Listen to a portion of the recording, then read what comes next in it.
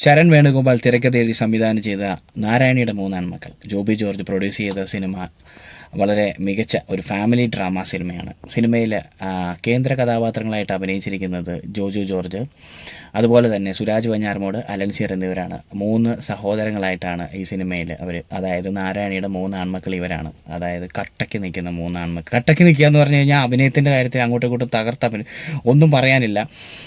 സിനിമയെക്കുറിച്ച് പറയുകയാണെങ്കിൽ തുടക്കം നാരായണി എന്ന് പറയുന്ന ഒരു അമ്മ വെന്റിലേറ്ററിൽ കിടക്കുകയാണ്. അമ്മയുടെ മരണം ഇന്നോ നാളെയോ എന്ന് പറയുന്നത്. അപ്പോൾ വെന്റിലേറ്ററിൽ ഇരിക്കുന്ന അമ്മേനെ വെന്റിലേറ്ററിൽ നിന്ന് മാറ്റി വീട്ടിലേക്ക് കൊണ്ടുവന്നു. അപ്പോൾ നാട്ടിലുള്ള 2 സഹോദരന്മാർ അലൻസിയറും ജോജു. അപ്പോൾ അവർ രണ്ടുപേരും ഉണ്ട്. അങ്ങനെ ഇരിക്കുന്ന സാഹചര്യത്തിൽ UK-യിൽ നിന്ന് വരുന്ന അവരുടെ ഇളയ സഹോദരൻ, അമ്മയുടെ ഇളയ മകൻ സുരാജ്, ഭാസ്കരൻ എന്ന് പറയുന്ന ഒരു ക്യാരക്ടർ, ഇളയ മകൻ വരുന്നു. അതിനുശേഷം വീട്ടിലേക്ക് കൊണ്ടുവന്നു. ഇന്നോ നാളെയോ ഒന്ന് മരണം കാത്തു കിടക്കുന്നൊരമ്മ. അപ്പോൾ ആ അമ്മയുടെ മരണം കാത്തു നിൽക്കുന്ന 3 ആൺമക്കൾ.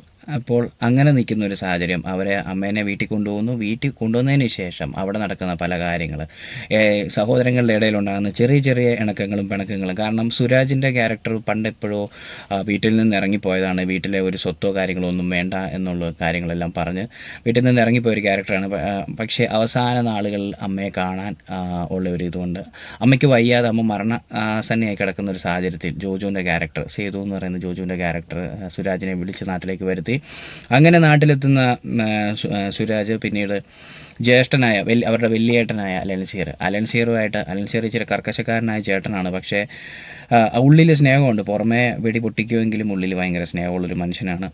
അപ്പോൾ എന്തായാലും 3 സഹോദരന്മാരുടെ ഇടയിലുണ്ടാകുന്ന കുറച്ച് കാര്യങ്ങളും, അവരുടെ സഹോദരന്മാരിൽ ജോജു അവിവാഹിതരാണ്. മറ്റ് 2 പേരും സുരാജും അലൻസിയറും ഒക്കെ വിവാഹിതരാണ്. അലൻസിയറിനൊരു മോളുണ്ട്, സുരാജിനൊരു മോനുണ്ട്.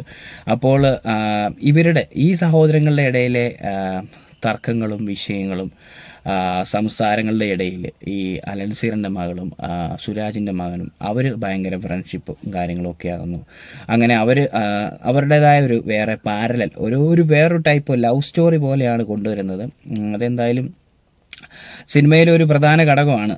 അപ്പോൾ പിന്നെ പറയുകയാണെങ്കിൽ ഇടയ്ക്ക് വെച്ച് സ്വത്തിൻ്റെ പേരിലുള്ളൊരു ചെറിയ തർക്കം, പിന്നെ അതുപോലെ തന്നെ ഒരു അമ്പലത്തിൽ കളിയാട്ടം നടക്കുന്നു. അവിടെ എന്താ പറയുക, ഈ ഒരു കാലഘട്ടത്തിൽ കളിയാട്ടം നടക്കുന്ന അമ്പലത്തിൽ DJ വെക്കുന്നതും സംബന്ധിച്ച് അതിന് ചെറിയൊരു ട്രോള് പോലെയാണ് കാണിച്ചിരിക്കുന്നത്. ഭക്തിസാന്ദ്രമായ DJ എന്നൊക്കെ പറഞ്ഞ് കാണിച്ചിരിക്കുന്നു. അപ്പോൾ പിന്നെ ഈ സിനിമയെക്കുറിച്ച് പറയുകയാണെങ്കിൽ സിനിമയിൽ സിറ്റുവേഷൻസ് അനുസരിച്ച് നമ്മളിങ്ങനെ സിനിമ ഒരു ഡ്രാമാറ്റിക് മൂഡിൽ ഇങ്ങനെ പൊയ്ക്കൊണ്ടിരിക്കുന്ന സാഹചര്യത്തിൽ പെട്ടെന്ന് സിറ്റുവേഷൻസ് അനുസരിച്ച് ചെറിയ തമാശകളും കാര്യങ്ങളൊക്കെ, അത് തമാശയ്ക്കായിട്ടുണ്ടാക്കിയതല്ല, പക്ഷേ എന്നിരുന്നാലും സാഹചര്യങ്ങൾ നമ്മളെ ചിരിപ്പിക്കും എന്ന് പറയത്തില്ല എന്ന് പറയുന്ന പോലെ. പിന്നെ കുറച്ച് അതുപോലെ തന്നെ അവർ 3 സഹോദരങ്ങളും തമ്മിൽ ഇരിക്കുന്ന സാഹചര്യത്തിൽ അവരൊരു വട്ടമേശയിലിരുന്ന് ഭക്ഷണം കഴിക്കുമ്പോൾ അവരുടെ പഴയ കാര്യങ്ങൾ പറയുകയും തൊടിയിലും പാടത്തോടെയും മാങ്ങ പറിച്ച് നടന്ന കാര്യവും കുളത്തിൽ ചാടിയ കാര്യവും ഒക്കെ പറയുകയും അങ്ങനെ കുറച്ച് നൊസ്റ്റാൾജിക് സംഭവങ്ങൾ കൂടി സിനിമയിൽ കൊണ്ടുവരുന്നുണ്ട്. നമ്മൾ സിനിമ കാണിക്കുന്ന ആളുകൾ എന്താ നാരായണിയുടെ 3 ആൺമക്കൾ കാത്തു വന്ന മരണം കാത്തു നിൽക്കുന്ന 3 ആൺമക്കൾ. അമ്മ മരിക്കണമെന്നല്ല, അമ്മ മരിക്കാറായി. അപ്പോൾ അവസാന നാളുകളിൽ അമ്മയെ കാണാൻ വേണ്ടി, അമ്മേനെ സമാധാനം വയ്ക്കാൻ വേണ്ടി വന്ന മരണത്തിലേക്ക് മരിച്ചു പോകും കാണാൻ വേണ്ടി വന്ന 3 ആൺമക്കൾ. അപ്പോൾ അങ്ങനെ ആ ആൺമക്കളിലാണ് കുറച്ച്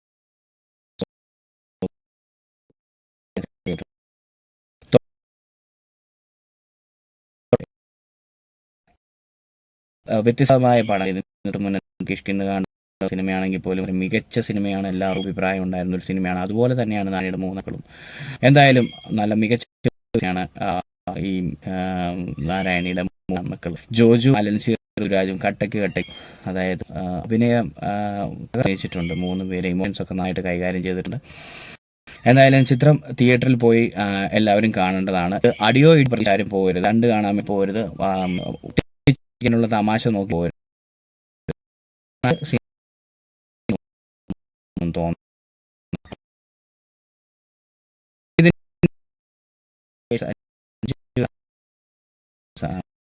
എന്തായാലും